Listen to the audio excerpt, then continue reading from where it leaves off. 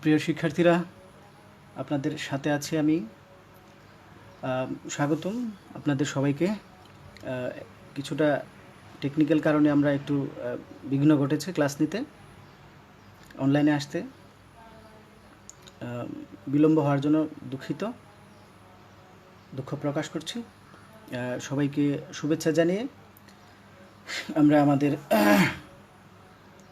মূল টেক্সটে চলে যাব। আমাদের আজকের বিষয় বাংলা উচ্চারণের নিয়ম। যথারীতি আপনাদের সাথে আছি আমি, সুলতান মাহমুদ, প্রভাষক, বাংলা বিভাগ, নেত্রকোনা সরকারি কলেজ। প্রিয় শিক্ষার্থীরা, আমরা উচ্চারণ নিয়ে আলোচনা করব।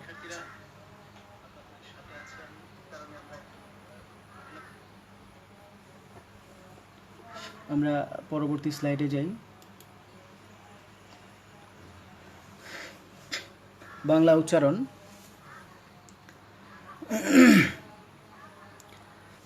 উচ্চারণ কাকে বলে?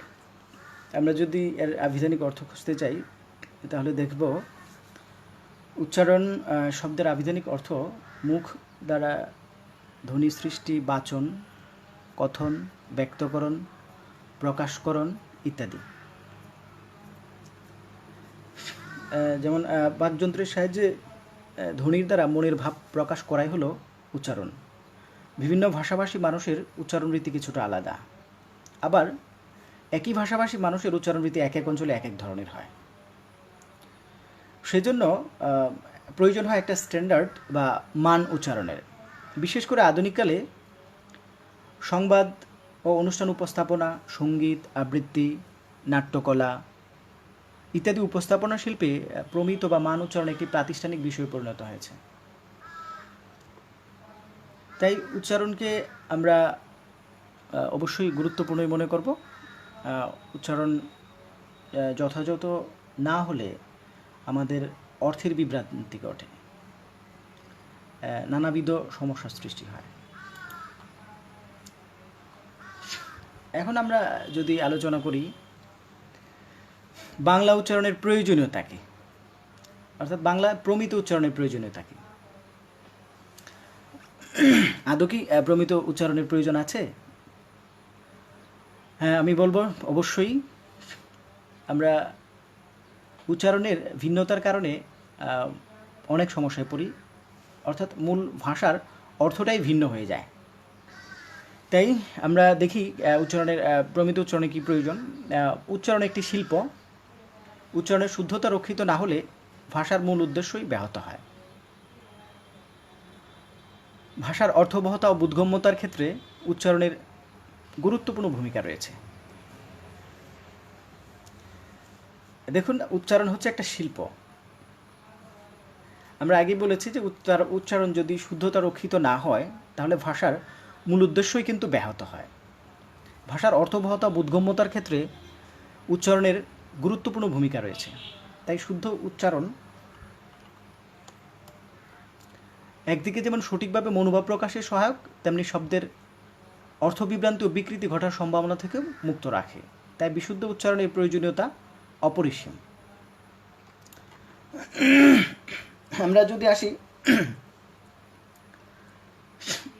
বাংলা উচ্চারণ রীতি, আমরা জানি বাংলা ভাষার উচ্চারণ রীতি ও সূত্রগুলো স্বর ও ব্যঞ্জন ধ্বনির উপর ভিত্তি করে গড়ে উঠেছে। আমি আবারও বলছি যে বাংলা ভাষার যে উচ্চারণ রীতি ও সূত্রগুলো সেগুলো মূলত স্বর ও ব্যঞ্জন ধ্বনির উপর ভিত্তি করে গড়ে উঠেছে। বাংলা উচ্চারণের যে জটিলতা তা বাংলা স্বর ও ব্যঞ্জন ধ্বনির অঙ্গাঙ্গিভাবে জড়িত হওয়ার ফল। আমরা একটু খেয়াল করি উদাহরণটায়, যেমন ব্যঞ্জন ধ্বনিটা হচ্ছে ক, কিন্তু সেটা উচ্চারণ করতে গেলে আমাদের স্বরধ্বনির আশ্রয় গ্রহণ করতে হচ্ছে। স্বাভাবিকভাবেই স্বরধ্বনি আশ্রয় গ্রহণ করতে গিয়ে আমরা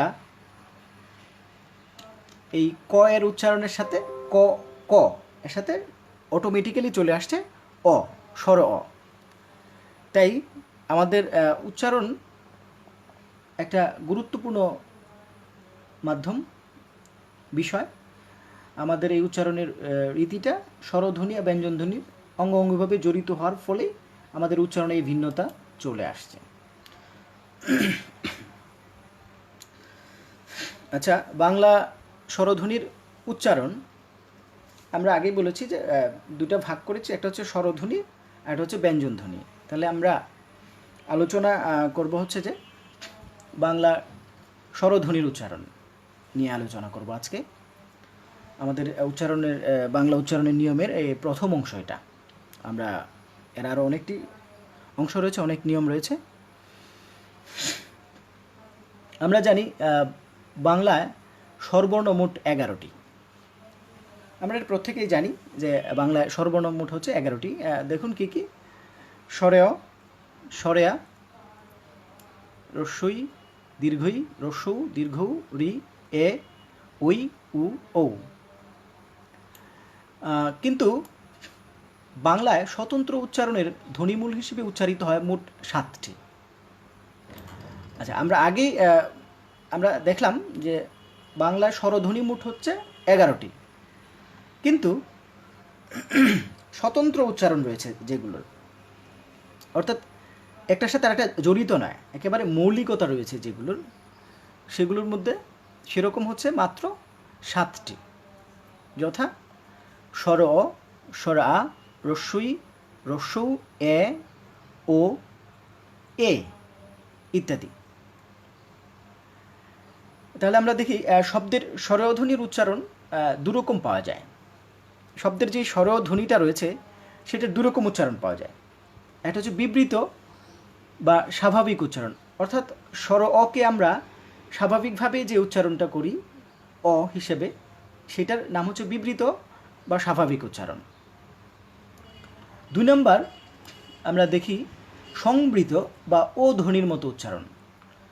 তাহলে সংবৃতটা হচ্ছে এই স্বরেয় ধ্বনিটা ও এর মতো উচ্চারিত হবে, গোল আকৃতি, মুখের আকৃতিটা হয়ে যাবে গোল, ও এর মতো হয়ে যাবে।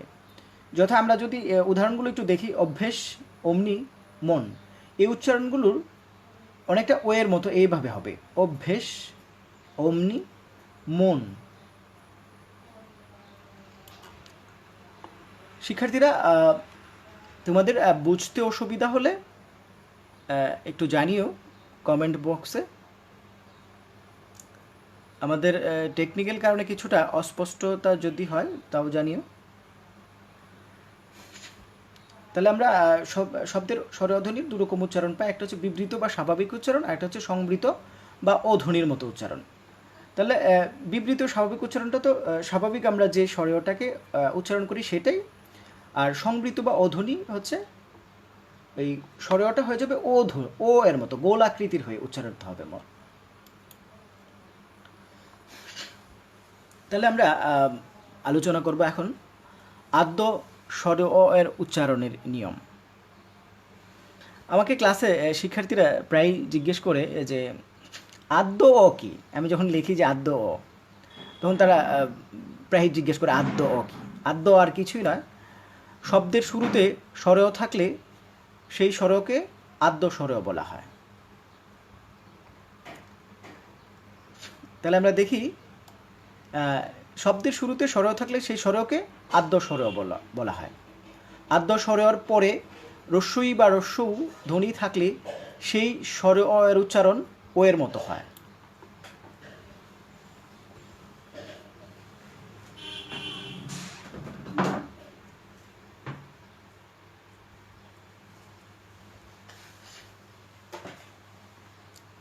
হ্যাঁ, আমরা দেখি যে সেই স্বরের উচ্চারণ ও এর মতো হবে। যেমন অতি হয়ে যাবে অতি, নদী হয়ে যাবে নদী। একই রকমভাবে মধু, মধু, মানে ওই ও এর উচ্চারণটা ও বা ও কারের মতো হয়ে যাবে। বধূ, বধূ। রতি, রতি। অরুণ, অরুণ। অনুমান, অনুমান। তবে এর মধ্যে ব্যতিক্রম রয়েছে। শব্দের শুরুতে স্বরেয় থাকলে সেই স্বরেয়কে আদ্য স্বরেয় বলা হয়, এবং আদ্য স্বরেয়র পরে রস্বই বা রস্যৌ ধ্বনি থাকলে সেই স্বরের উচ্চারণ ও এর মতো হয়। এটা আমরা দেখলাম। কিন্তু ব্যতিক্রম রয়েছে। ব্যতিক্রমটা কি? ব্যতিক্রমটা হলো যদি নৈয়ার্থক অর্থাৎ নাবুদক স্বরেয় উপসর্গ এবং সহ বা সহিত অর্থে দন্তস্ব উপসর্গের স্বরেয়ধ্বনি অবিকৃত থাকে বলে উল্লেখিত নিয়মটি এসব ক্ষেত্রে প্রযোজ্য নয়। আমরা একটু খেয়াল করি, সেই স্বরেয়টা যদি নাবুদক অর্থে ব্যবহৃত হয়, যেমন আমরা এখানটাতে একটু খেয়াল করব, অনিকেত অর্থাৎ নিকেত, এটার নাবুদক হচ্ছে অনিকেত। তাহলে এই ক্ষেত্রে এই স্বরেয় ধ্বনিটা এই রস্বইকার থাকা সত্ত্বেও স্বরেয় ধ্বনিটার পরিবর্তন হবে না। যেমন এরকমভাবে অধীর অধীরই থেকে যাবে, অসীম অসীম, সবিনয় সবিনয়, সসীম সসীম ইত্যাদি। এখন আরেকটু খেয়াল করো, তবে এসব শব্দ ব্যক্তি নাম হলে, যদি এসব শব্দ ব্যক্তি নাম হয় তাহলে ও এর মতো উচ্চারিত হবে। আবার এই যে অসীম শব্দটা আমরা এখানে উচ্চারণ অসীম অসীমই লিখেছি, কিন্তু এটা যদি অসীম কোনো ব্যক্তি নাম হয় তাহলে এই অসীমটা আবার অসীম হয়ে যাবে। ও অসীম অসীম, অতুল প্রসাদ অতুল প্রসাদ সেন, হ্যাঁ এরকম। তাহলে আমরা পরের নিয়মে যাই।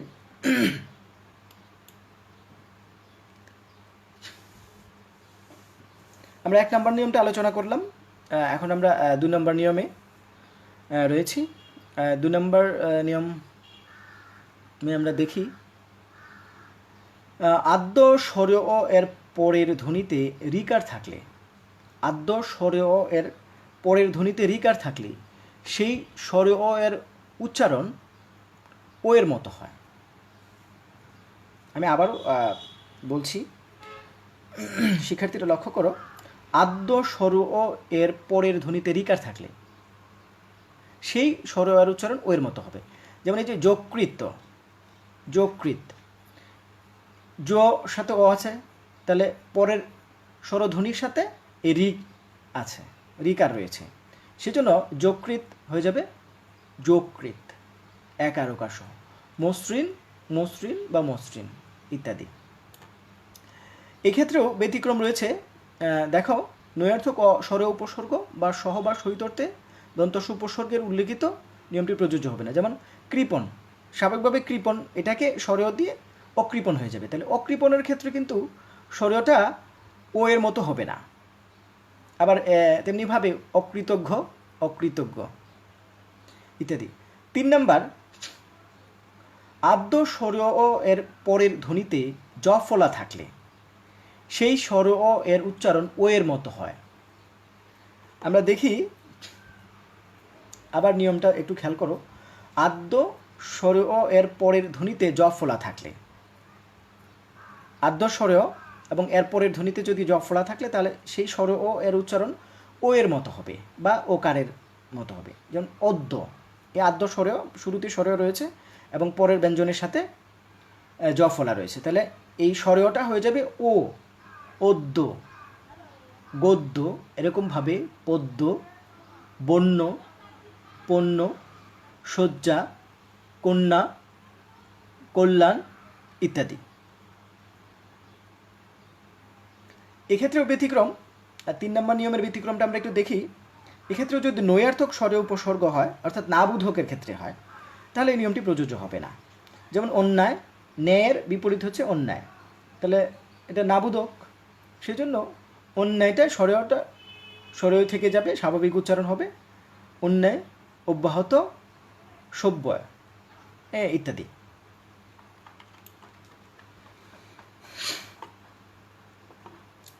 তাহলে আমরা পরের নিয়মে যাই, 4 নম্বর নিয়ম।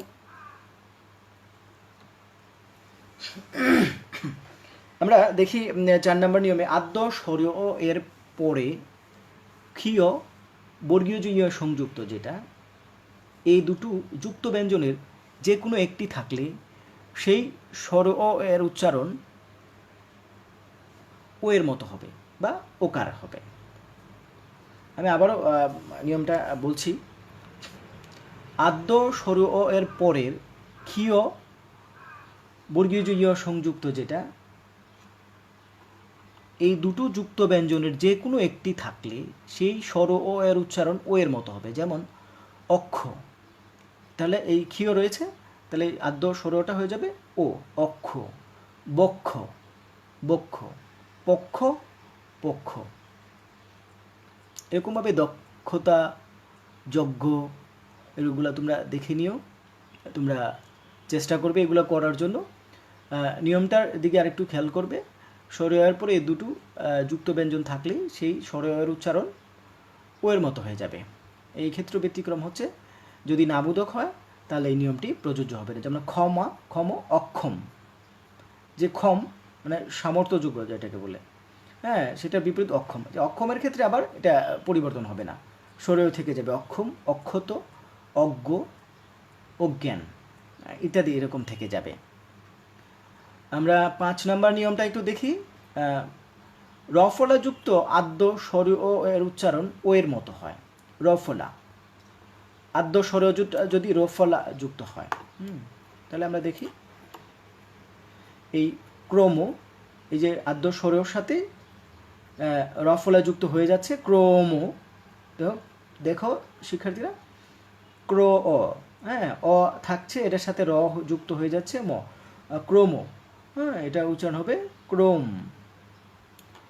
গ্রহ, গ্রহ, ব্রত, ব্রত, শ্রম, স্রষ্টা, এই দেখো স্রষ্টা, প্রথম, প্রথম, প্রভাত, প্রভাত, এরকমভাবে উচ্চারণটা চলে যাবে। এক্ষেত্রে ব্যতিক্রম হচ্ছে, একটু খেয়াল করো, ওই একটু ভিন্ন একাক্ষর শব্দে, অর্থাৎ মনোসিলেবল এর ক্ষেত্রে রফলাযুক্ত আদ্য স্বরীয় এর পর অন্তস্থ অ থাকলে সাধারণত উল্লেখিত নিয়মটি প্রযোজ্য হয় না। অর্থাৎ একাক্ষর যুক্ত শব্দে রফলা যুক্ত হলেও সেক্ষেত্রে নিয়মটি প্রযোজ্য হয় না। যেমন এবং এরপরে যদি অন্তস্থ থাকে, হ্যাঁ, একটু খেয়াল করো, আর একাক্ষর হবে শব্দটা এবং পরে যদি অন্তস্থ থাকে, যেমন ক্রয়, হ্যাঁ, এটার কোনো পরিবর্তন হবে না, ক্রয় থেকে যাবে, ত্রয়, শ্রয়, হ্যাঁ, এরকমই থেকে যাবে। তাহলে আমরা দেখলাম 4 নম্বর নিয়মে আমরা ক্ষীয়, ইয়, বর্গীয় জোর এর পড়লাম। তারপর 5 নম্বর রফলা, আদ্য স্বরীয় ও এর উচ্চারণ ও এর মতো হয়। রফলার পরে আদ্য স্বরীয় রফলা যুক্ত হলে সেটা উচ্চারণ হবে ও এর মতো। ব্যতিক্রম হচ্ছে একাক্ষরযুক্ত রফলা আদ্য স্বরীয় ও এর পর অন্তস্থ থাকলে উল্লেখিত নিয়মটি প্রযোজ্য হবে না। আমরা এই উদাহরণে দেখিয়েছি। তাহলে আমরা পরের নিয়মে যাই।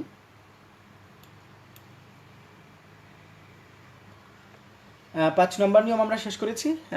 এখন আমরা 6 নম্বর নিয়মটা একটু খেয়াল করব। 6 নম্বর নিয়মটা দেখি। আদ্য স্বরীয় এর সাধারণ 6 নম্বর নিয়মটা হচ্ছে সাধুরীতিতে রস্বই ধ্বনি ছিল এমন ক্রিয়াপদ বিশেষ্য শব্দের বানানে চলিত রূপে রস্বই বিলুপ্ত হলেও পূর্ববর্তী প্রভাবে অনুরূপ আদ্য স্বরেও প্রায়শ ও এর মতো উচ্চারিত হয়।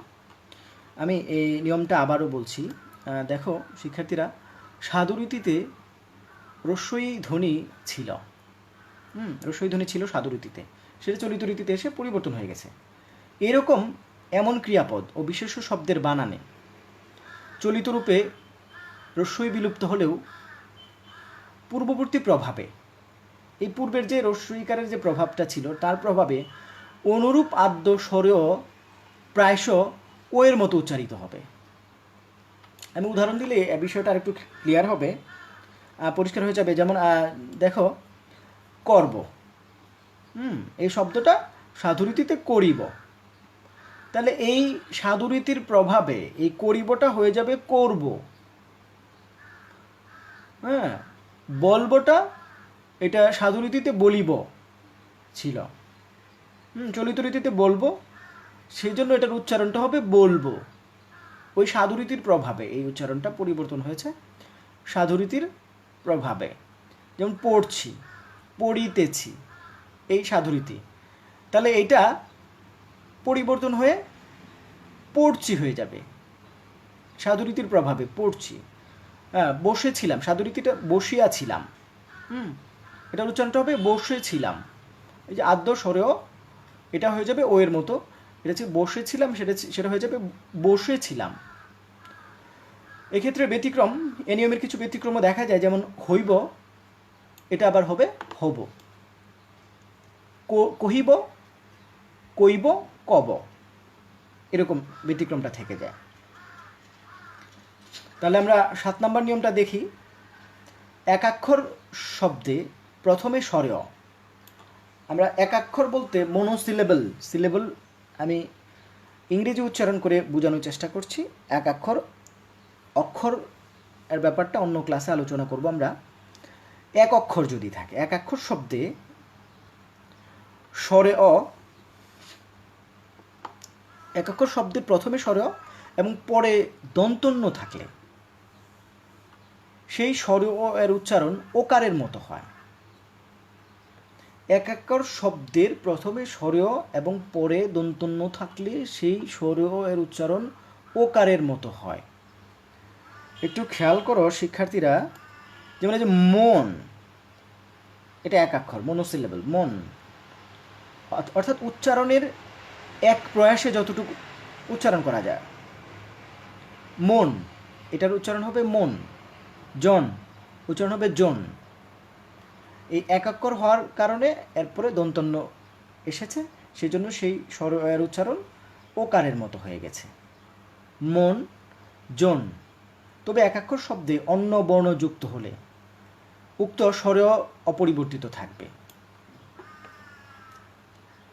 একটু খেয়াল করো শিক্ষার্থীরা, এখানে বলা হচ্ছে যে একাক্ষর শব্দে অন্য বর্ণ যুক্ত হলে সে উক্ত স্বর, যদি আদ্য স্বর ও এর পর দন্তন্য না থাকে, অন্য কোনো বর্ণযুক্ত হয়, তাহলে কিন্তু সেটা আবার পরিবর্তন হবে না, স্বাভাবিক স্বরেই থেকে যাবে।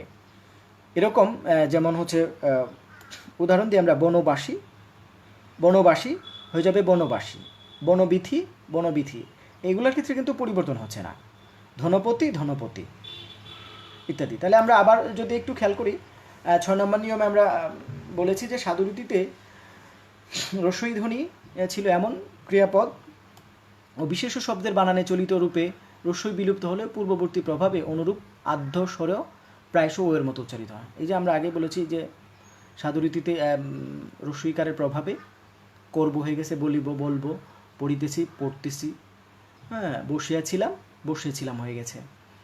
7 নম্বর নিয়মে একাক্ষর শব্দে স্বরেয় এবং পরে দন্তন্য থাকলে সেই স্বরের উচ্চারণ ওকারের মতো হয়ে যায়।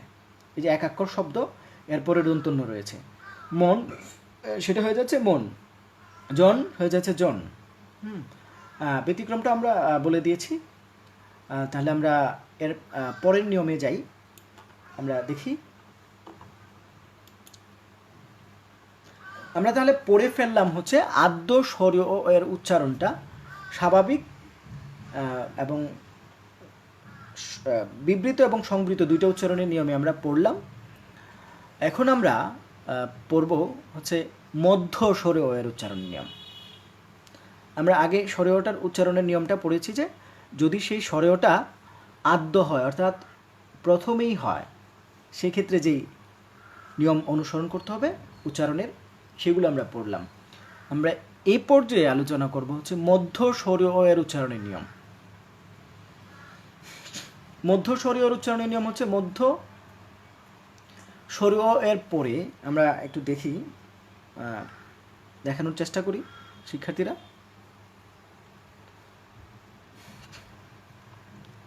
অন্তর চৌধুরী বলছে দেখা যায় না, দেখা যায় না, আলোক স্বল্পতা রয়েছে একটু।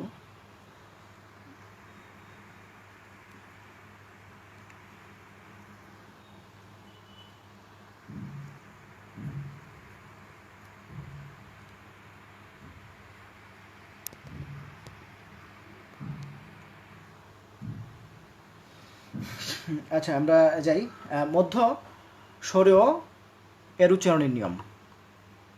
1 নম্বর আমরা যে নিয়মটা নির্ধারণ করেছি দেখি আমরা 1 নম্বরে।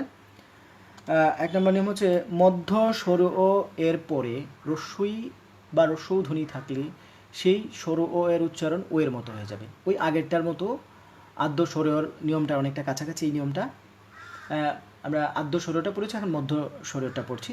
মধ্য স্বরীয়র পরে রস্বই বা রস্বৌ ধ্বনি থাকলে সেই স্বরীয় এর উচ্চারণ ও এর মতো হয়। যেমন কাকলি, এই কাকলি, তাহলে আদ্যটা এখন বাদ দিচ্ছি, আমরা মধ্য স্বরটা পড়ছি, তাহলে এই কাকলি হয়ে যাবে, উচ্চারিত হবে কাকলি, এভাবে লিখতে হবে। জলধি, এই যে উচ্চারণ হবে জলধি, জলধি, জলধি, হ্যাঁ, যদি জলধি করি সে উচ্চারণটা হবে জলধি। সকরুণ, হ্যাঁ, ওই তালেবাস হয়ে যাবে দন্তস্বর ক্ষেত্রে, সে তালেবাস আমরা জানি সকরুণ, হ্যাঁ, এই মধ্য স্বরীয়টা ক রয়েছে, এর সাথে অ রয়েছে, সেজন্য সকরুণ হয়ে গিয়েছে। আমরা 2 নম্বর নিয়মটা দেখি। মধ্য স্বরের পরের ধ্বনিতে রিকার থাকলে, আবার দেখি, মধ্য স্বরের পরের ধ্বনিতে রিকার থাকলে সেই স্বরেয় ধ্বনি ওকারের মতো উচ্চারিত হয়। তাহলে মধ্য স্বরেয় ধ্বনিটা হচ্ছে এই, আমরা উদাহরণ দিলে একটু পরিষ্কার হবে ব্যাপারটা। একজন বলছে, দীপ সাহা স্যার, খাতায় লিখলে ভেবে দেখতে পারতাম। খাতায় লিখলে, খাতায় লেখার সুযোগ নাই, আজকেরটা স্লাইড তৈরি করে নিচ্ছিলাম মাল্টিমিডিয়াতে, আলোক স্বল্পতা রয়েছে, লাইটিং একটু কম। আচ্ছা, আমরা দেখি 2 নম্বর নিয়মটা। মধ্য স্বরের পরের ধ্বনিতে রিকার থাকলে সেই স্বরেয় ধ্বনি ওকারের মতো উচ্চারিত হবে। যেমন লোকনৃত্য, লোকনৃত্য, হ্যাঁ, এই যে লোক এরপরে রিকার রয়েছে, হ্যাঁ, মধ্য অ এরপরে রিকার, সেজন্য এই কটা ওকারে পরিণত হবে। লোকনৃত্য, উপবৃত্ত, হ্যাঁ, উপবৃত্তটা হয়ে যাবে উপবৃত্ত, উপ, হ্যাঁ, পয়ের সাথে একার ওকার চলে আসবে। বেশি ডানে চলে গিয়েছে, একজন বলছে বেশি ডানে চলে গিয়েছে।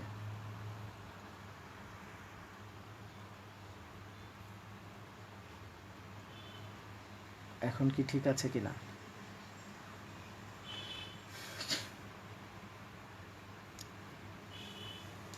আচ্ছা, আমরা 3 নম্বর নিয়মটা একটু দেখি।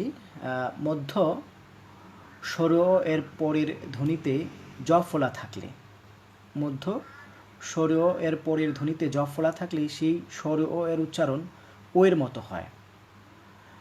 মধ্য স্বরের পরে যদি জ ফলা থাকে, যে এই যে মধ্য স্বরেয় দো অ, অদম্য, অদম্য, হ্যাঁ, অদ, দয়ের সাথে স্বর রয়েছে আমরা নিশ্চয়ই জানি, কারণ প্রতিটা ব্যঞ্জনই স্বরধ্বনির সাহায্যে উচ্চারিত হয়, সেজন্য অদম্য, হ্যাঁ, এটা হয়ে যাবে অদম্য, দয়ের সাথে একার আকার চলে আসবে, কারণ মধ্য স্বরীয়টা ওকারের মতো উচ্চারিত হবে, অদম্য, হ্যাঁ, ময় জফলা, হ্যাঁ, মদিত্য, সেজন্য ময় হসন্ত হবে, অসভ্য, হ্যাঁ, দন্তস্বটা উচ্চারণে তালেবাস্য হিসেবে উচ্চারিত হয়। তাহলে আমরা দেখি, অসভ্য, হ্যাঁ, আলস্য, হ্যাঁ, আলস্য, লয়ের সাথে একার উকার চলে আসছে, আলস্য। মধ্য স্বরের 4 নম্বর নিয়মটা আমরা একটু যাই। মধ্য স্বর এর পরে ওই আগের আদ্য স্বরের নিয়মের মতোই ক্ষীয়, বর্গীয় জ সংযুক্তর যে বর্ণটা গীয় যদি বলি, এর দুটো যুক্ত ব্যঞ্জনের যে কোনো একটি থাকলে সেই স্বর এর উচ্চারণ ও এর মতো হয়। এখন আরো ডানে চলে গিয়েছে, কি করা?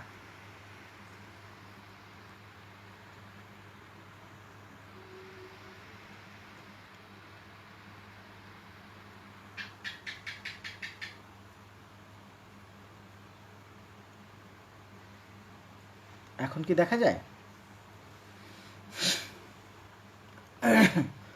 আমরা 4 নম্বর নিয়মটা দেখি। মধ্য স্বর পরে এই দুটো যুক্ত ব্যঞ্জন থাকলে, যে কোনো একটি থাকলে, দুটোর যে কোনো একটি থাকলে